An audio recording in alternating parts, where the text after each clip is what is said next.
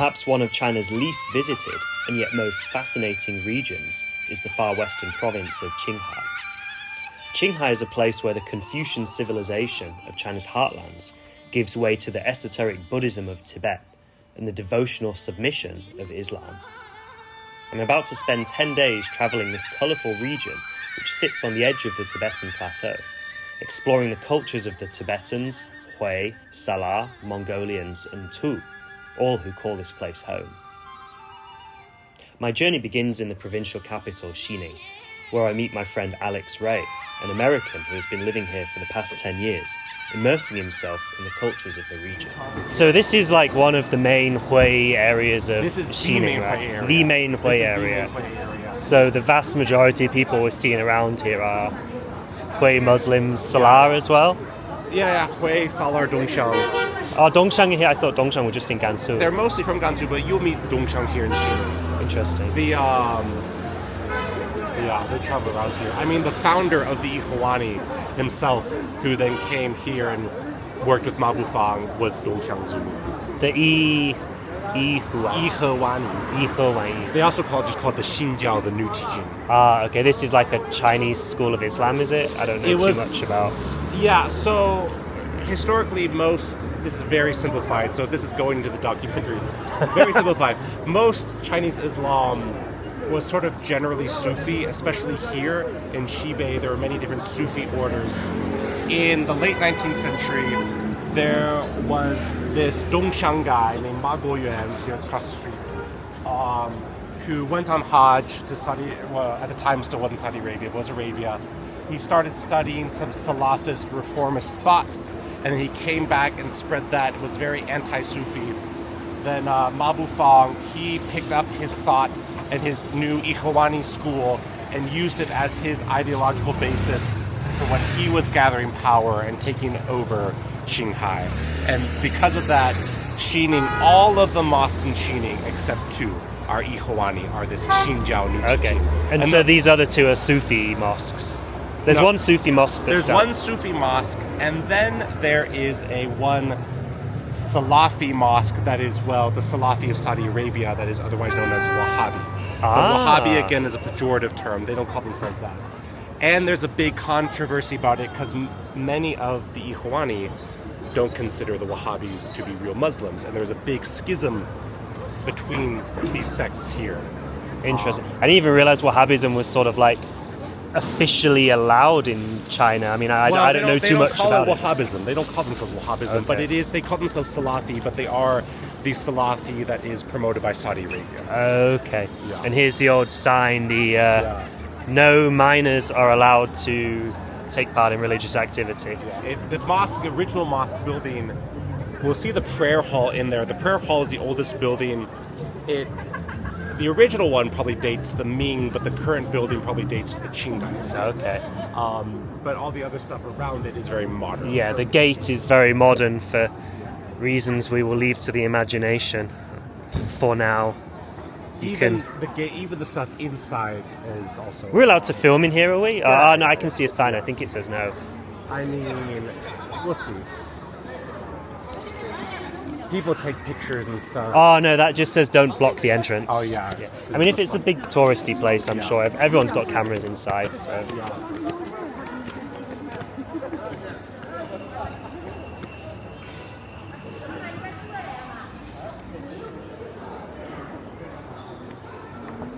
We should probably also just clarify who Ma Bufang is, because a lot of people won't know. Ma Bufang was a warlord that took control of Qinghai in the, I can't remember the exact dates, around the 1930s and 40s. He then also fought against the Japanese, but he also fought against the communists. And so he fled with the Kuomintang to Taiwan after the Civil War. And he's the reason that there's a lot of martial arts in the Northwest, isn't he? That's where, like, a lot of... No. Is he not related to, like... No. There's already martial arts here. And because especially the martial arts of Xibei, like that I practice, Bamentran, is actually not famous for being in Xining. It's more famous for Gansu, Lanzhou, and Linxia, which was outside of his power, because even the shape of Qinghai as we know it is formed because that was kind of the area that Mabufang controlled. Okay. It used to be during the Qing, what we now think of Qinghai was under the same administration as Gansu. See, this structure, these structures though, this and this and this are from the 90s. Okay.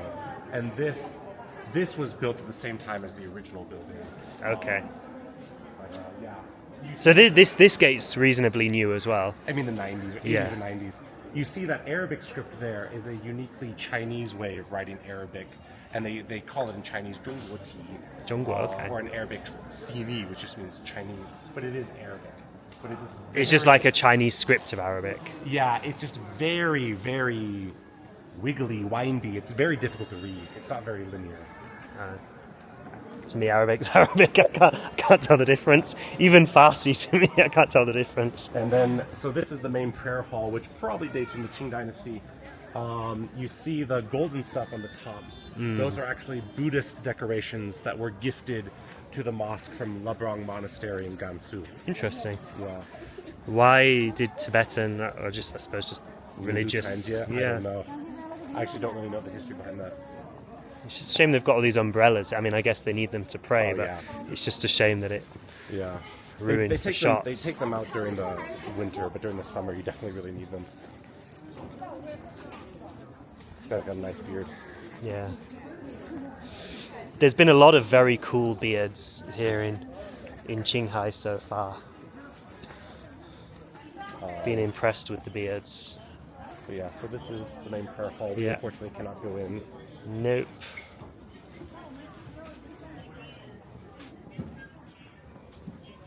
One thing I kind of like about mosques is that they... Oh, it's fine. Sorry. It's all good. One thing I kind of like about mosques is that they keep the prayer area separate from tourists. You know, it gives you a space, like, because if you go to a Buddhist temple, you know, one thing that's quite off-putting if you want to pray and just have a moment of quiet, Yeah. you can't, because like there's so many tourists just going in and Yeah. into the shrine. But I like that they fence it off and it's just prayer only. That's actually kind of really a very Chinese thing. That's really mostly just in Xining, out in the rural areas. You can actually usually go into the mosque, at least outside of prayer times. Okay. Also, because again, we're in the eastern part of Xining, and why are there so many Muslims concentrated here? This also goes back in the late Qing Dynasty. There was this big Muslim rebellion, and it really wasn't just Muslims. There are other people involved too, but it's known as a Muslim rebellion. And it was put down by this general named Zuo Zongtang, who is the General So of General So's chicken. And after he put down the rebellion, he submitted a proposal to the emperor saying that, you know, these Muslims, they are genetic, by their genetics and their blood, they're very violent, and we cannot allow them to live next to Han, or this is going to happen again. So there was this big project to move all the Muslims around in Xibei, and depending where they were, they all got moved to different parts. But then the ones in Xining, a lot of them got moved to the eastern part of the city. Okay. And this also did huge damage to Muslim economies all around here, and why many of the Muslims are, even to this day, still very poor. Some of them can be very, very rich. There's a stereotype of the Muslims being very good at business, but also some of them are still very, very poor. Never fully recovered from this reconstruction project after the rebellion. Yeah, sure. Follow the voice of the party. You need to see this. Oh, yeah. So here's the examples of how the Quran Shows, and the Quran and the Hadith show the 12 core values of socialism. of socialism with Chinese, of Xi Jinping's commentary on socialism with Chinese characteristics for the new era. Yeah. In case the name wasn't long enough. Yeah, right. Yeah, Yeah, you got both from the Quran and from the Hadith. that's kind of.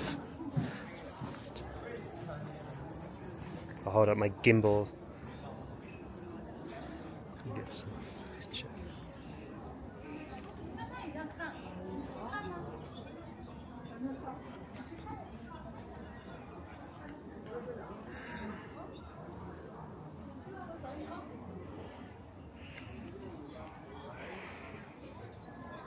There is actually a Republican era school over there. I'm going to go see it, but it's usually kind of glass. That's very difficult to see. Gate. The whole gate feels really out of place. I have to say, it's imposing, but it ruins it. Like the mosque would be nicer if it just ended here with this brick wall. Well, but before this, it had that big facade. So Right. they just, and I think because it was the Donghua Mosque, they're like, we have to do it big. We can't just chop off the top like we're doing with the other mosque. And there is no call to prayer in Not China, anymore. I don't think. There, when I first came here, there was. Up until 2015 or 16, I remember there was the call to prayer. But what is neat though is during the Kaijie, Eid al-Iftar, is that several blocks around Donghua Mosque, the government blocks off the roads because literally thousands of people come here to pray. Wow. And I can show you drone footage later. You can see just thousands of people. It's still a big thing here. And it's, I guess, at prayer time, well, I don't know how long we'd have to wait for next prayer time, but I imagine it would be pretty packed in here. Outside of Ramadan, not necessarily, and not on Friday, not necessarily, and especially because there was a big schism here a couple years ago, and the mosque was actually empty for a while. Interesting. Until the government had to step in. But that's a very long history, and involves some Islamic theology that I can try to explain to you if you really want to hear it, but I don't know if it'd be interesting for the documentary. It could get a little bit contentious. Oh, this is interesting. So this is the Baizizan, the 100-character praise of Muhammad, and this was actually written. I can't remember. But I used to know this. It was either Ming Emperor or Qing Emperor. I can't remember which emperor wrote this, but an emperor did write this. It's interesting. A Han emperor would write something about Islam. It might have been Kangxi. Kangxi wrote a lot of funny things. Kangxi even wrote. Kangxi wrote the Shaolin Temple calligraphy, didn't he? He might have. He also. Zhou now. But he also wrote some Christian poetry too. Interesting. 美食街. Yeah, 美食街, and with lots of Xibei specialties. This is the Tianpei I was telling you about. This is a very Xibei specialty. So this is the fermented oats. Fermented oats. Should we try some? Yeah. Did you say you don't like it? I do like it. But what I wanted you to try was the special Tianpei Nai Cha, but we have to get that as elsewhere. 来，过来看一下，要几杯，帅哥？两瓶。要比吗？10块。来，当地的特色青稞甜配啊，来现招现卖的。 So what is this called? Tianpei. Tianpei. So Tianpei. You can see it here. Let's flip the camera around. Tianpei. Ah, so This is a very it's literally like 特色. sweet accompaniment. Yeah, but not accompaniment. What does a character mean? Oh, it's not that pei. It's the, I don't know. Anyway, there's so many peis, but so it's made of fermented oats and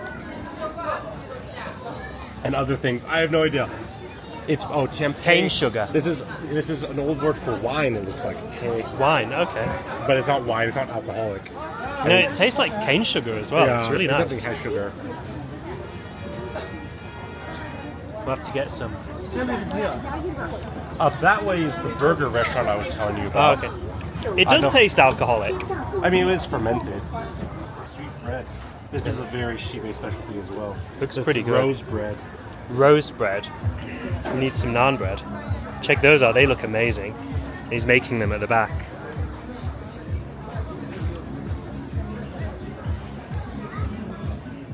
So I want to just interrupt this video briefly to talk to you guys about a product that I use quite a lot myself. Now, I think you know me well enough by now to know that I would not endorse just anything. If I'm going to promote something, it's only going to be something that I truly believe in and something that I genuinely do use myself. Some of you may know that I also work as a journalist and geopolitical analyst. And having this line of work has made me acutely aware of the biases that are present in a lot of mainstream media reporting on world events. And as such, it becomes harder to know what's really going on and to separate reality from the narratives that are being spun. And so one of the products that I use to get around that is something called Ground News. Ground News is an app and website that combines news from around the world in one place so you can compare coverage. For every news source, you can see if they have a political bias, how reliable their reporting is, and who owns them. You can verify your information and know where the news is coming from. With ground news, you can see what the media is exaggerating, sensationalizing, over or under reporting. You can see who funds each publication, compare coverage, and think critically about the information you consume. Go to check.ground.news/monkeystealspeach to check it out now. If you subscribe for my link, you get 40% off the Vantage subscription. Whenever I make here, it's fine, and if it's not fine, if I ask them Tibetan, it's fine. It's very random they have English. Tongkad. That's a tourist spot. Yeah.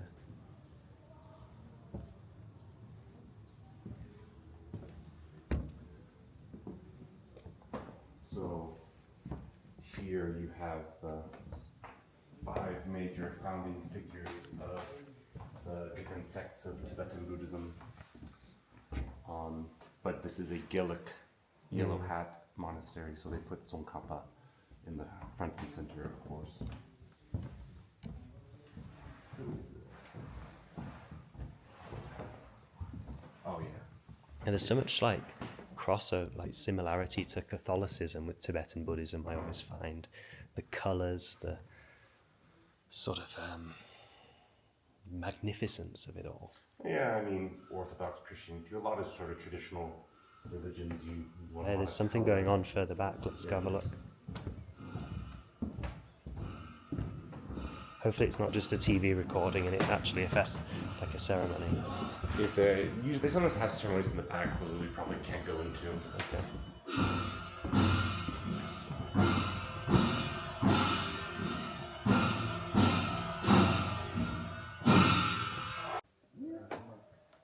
You can do, I mean, if you do the full on the ground prostration, which I think is maybe what that rug is for. carpet's for it, yeah. Maybe you can do it. I mean, yeah, I mean, it's just.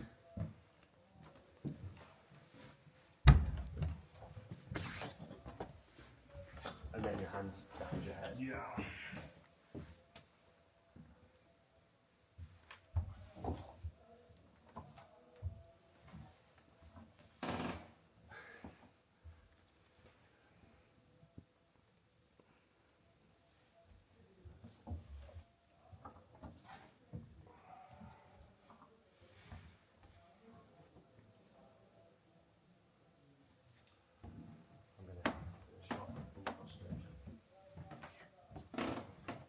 So it's the same now, but then you just lie flat. Yeah. You can kind of slide their hands to the ground, but whatever works for you. But do, you know, top of the head, throat, heart. I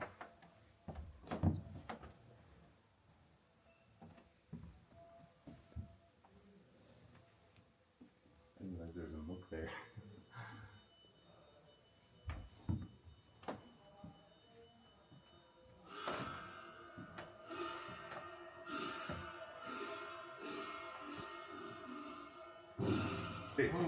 I'm trying it out. He says one candle per person, don't need to give money. Oh, okay, thank you. Yeah, so yeah, question. Where do we light them? Up here. Oh, quite What they often do is once you light it, then raise it above your head and make your prayers, your meditations, like there's not very specific rules. to say that it's working now, is it? Yeah, it's okay. So you light it off the existing one.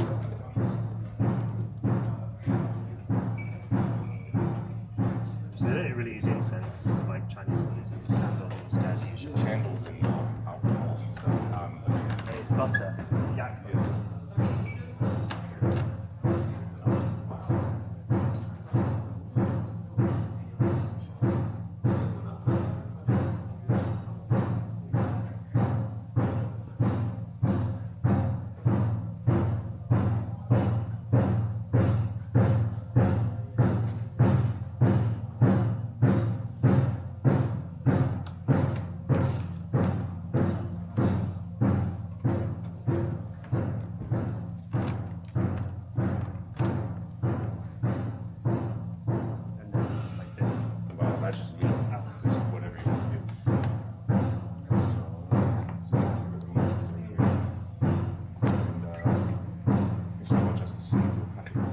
For the next part of this journey, we will visit Alex's Bamanchuan teacher to explore this rare Hui Muslim Kung Fu system that is only found in the far northwest of China. That video will be featured on my other channel, Monkey Steals Peach.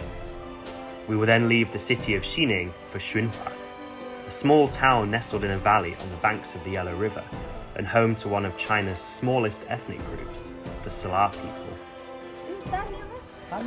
Oh wow, look at that.